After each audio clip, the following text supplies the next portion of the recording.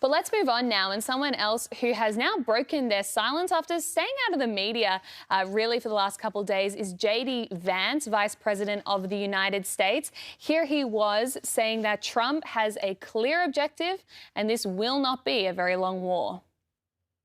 There's just no way that Donald Trump is going to allow this country to get into a multi-year conflict with no clear end in sight and no clear objective.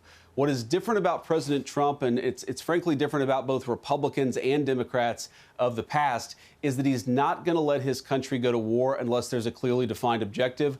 He's defined that objective as Iran cannot have a nuclear weapon and has to commit long-term to never trying to rebuild their nuclear capability. So why is this in the US's interest to go to war with Iran? Well, because they were clearly trying to develop nuclear weapons. Here was Witkoff saying much the same thing. In that first meeting, both the Iranian negotiators said to us directly, with no shame, that they controlled 460 kilograms of 60%, and they're aware that that could make 11 nuclear bombs. And that was the beginning of their negotiating stance. So they were proud of it. They were proud that they had evaded all sorts of oversight protocols to get to a place where they could deliver 11 nuclear bombs.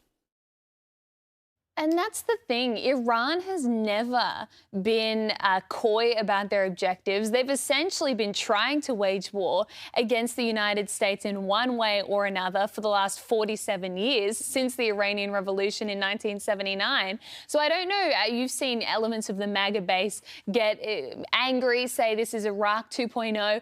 It's just not. This is very targeted, very surgical, and thus far has been very successful. The other interesting thing about the way Donald Trump conducts himself is he likes to keep everybody guessing, which is a tactic, and a very good one, because if your enemies don't know what you're going to do, then they have to prepare for every eventuality, always fearing that you may just go a little crazy. Even boots on the ground, which is, I would have thought for the MAGA base, a big no-no, and Trump's always said that will not happen. But just today he slightly changed his language, saying, well, we don't rule anything out. Marco Rubio said much the same thing. I've got to emphasise they were not suggesting there'd be boots on the ground.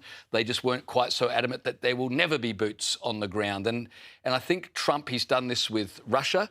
He's done this with North Korea. Now he's doing it with the Iranians. He keeps options open, so they're not exactly sure which way he will go. It's the only way I would suggest to treat your enemies, but it frustrates those who demand that Trump let everybody know up front exactly what he's going to do. Yeah, and that's sort of always been the Trump way, right? Yeah. The element of unpredictability is his great advantage, and people sort of begrudgingly respect him for that, because they're like, this guy is crackers enough that he could sort of do anything at a moment's notice, so we kind of got to be careful here. And that in large part is why he has participated in this with Israel, because sure, Israel can perform its own attacks on Iran, but when you've got the might of the US behind you, you're sending a real message about how serious you are about this, right? And so Trump's just sent the note out and said, well, you want to play games? Let's play games. I'm up for playing games. Let's see how this goes. Yeah. Because the reality is, as we've talked about all week, Iran is isolated not only in the world but in the Middle East. And so at some point, it has to come to the table. They can say, oh, we're not going to negotiate.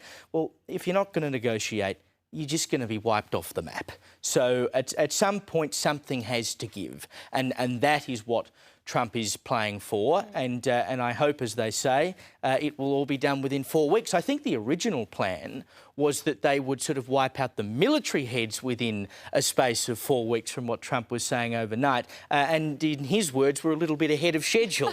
So it does leave a lot more time for getting other things done.